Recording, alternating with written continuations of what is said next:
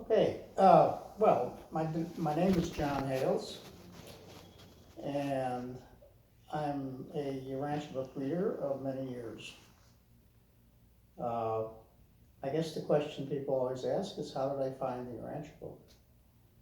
And I have to admit that I found it by an accident of birth, uh, being the fact that my grandparents and my parents were members of the Forum, so that in about 1950, uh, I was uh, of an age where I could, or I guess it was 1952, that children of Forum members could go down to 533 and Dr. Sadler would interview you and sort of introduce you to the Urantia Project.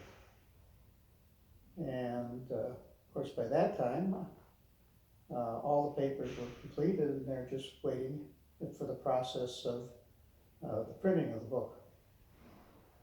So I attended some of the Sunday meetings, and people would read a paper and there would be discussion. Being in high school, of course, my focus and interests were elsewhere uh, with the normal activities of a high school. The Forum members that I met, they were all older people, obviously, and they were just a regular group of people that were involved in an exceptional kind of project. People asked me, did I know Dr. Sadler? Well, you know, a 15 or 16-year-old boy doesn't know someone who's in their, 80s. So he was like a grandpa, and but there are other younger people, so those is where you gravitate to.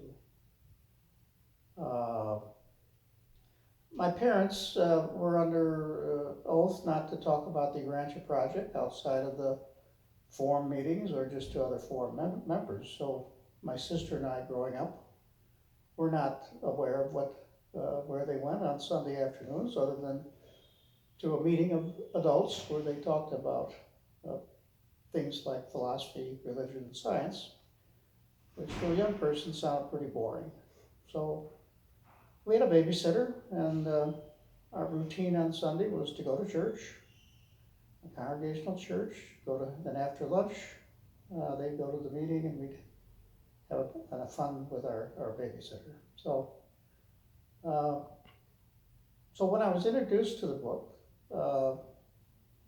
my reasoning is that my parents had spent all those years going to meetings, so there must be something of value there.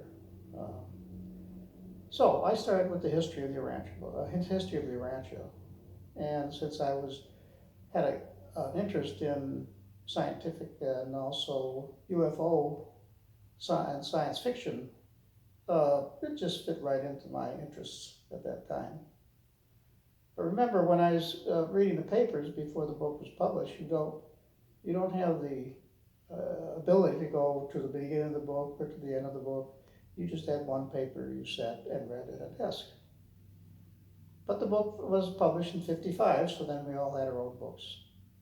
But it wasn't until I got to college that, taking some religion courses, that sort of thought, well, maybe I can find information in the book that would be helpful in writing my papers, which I did. And increasingly, I was more and more interested in the book, and I was able to get into a study group, and so that's sort of, I don't know if you have other questions that you might want to ask, but. Could maybe talk a little bit about your parents and how they got involved and who they were? Well, it's, like again, it was just one of those, my grandmother suffered from depression, and so she became a patient of Dr. Sadler's, and so in the early 20s, when Dr. Sadler, Bill Sadler, his son, decided to have a Sunday afternoon meeting of adults to discuss issues of the day, he invited my grandma and grandpa to attend. My parents joined after they got out of college in 1930, They weren't married at that time, but my mother was dating my father and thought, if Bill's interested, she probably should be interested. And that's how they got involved. So you're third generation. I guess if you figure it out, I am a third generation reader. I don't know if that has any importance of one way or another, but my sisters also became a reader.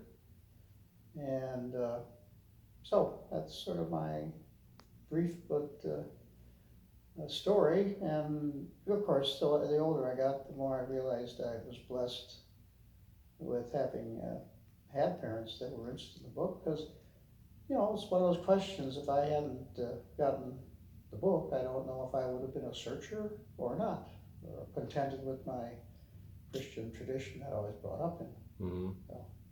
And there were some Hales, was it your grandparents or your parents who were, they would have the summer picnics at their home?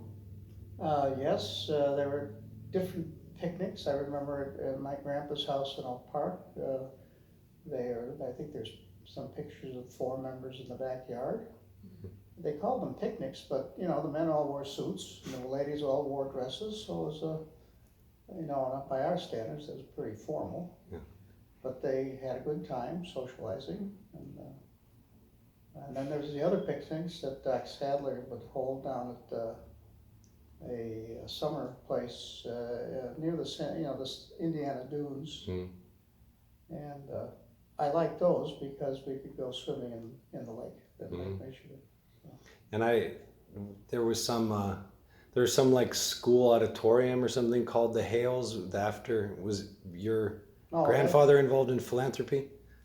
Yes, my grandfather grew up on a farm in Lorain, Ohio, and so he went to Oberlin Academy before it was a college, and in the 1890s he came and worked at the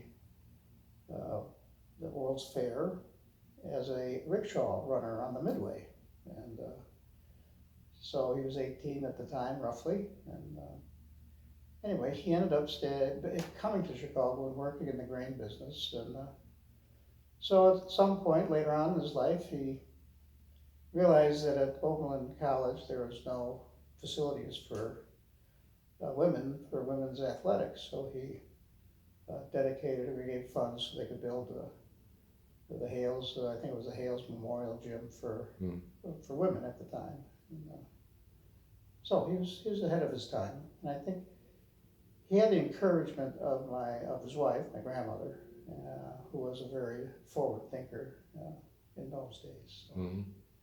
Are there any other foreign people who you kind of had a relationship or who stood out? Like I know, obviously, Christie and the Sadlers, but also maybe, I don't know, people talk about that sometimes Sir Hubert Wilkins would visit. Did you ever have the pleasure of meeting? No, I never, once after college, I went, in that time, we all had to do military service, so I was in the Navy for 3 or 4 years. So I wasn't involved organizationally until after I got out of the service. Mm. But you would the meetings when you originally went were quite. Was it that Bill Sadler would read a paper? I don't have any memory of who read the papers. It wouldn't surprise me if it was Bill Jr. Now, in regards to Bill Jr. and his wife Leon were socially friends with my parents because they were contemporaries. Mm. So they used to come out to our house where we lived in the suburbs in the summer and have dinner. And Bill was a very gregarious individual, and the thing I really loved about him was he was happy to engage in conversation with a young person like myself and my sister, and he had that ability to, he was really interested in what you had to say. So, we formed a friendship, and but again, once I went away, and then I think he graduated in the. Yes, that's right. Same day as JFK. He died the same day that JFK was assassinated. So, and at that point, I was on a ship in the middle of the Pacific Ocean, so. uh, Would you mind just taking a minute to say something about what you've done sort of work-wise or family-wise or about your life? Well, I was, ended up in New York City, and working as a social worker, and at some point, I think Paul Snyder became president of the Brotherhood, and the executive committee offered me the job of being the first paid employee of the Brotherhood as their, I think they called it resident director.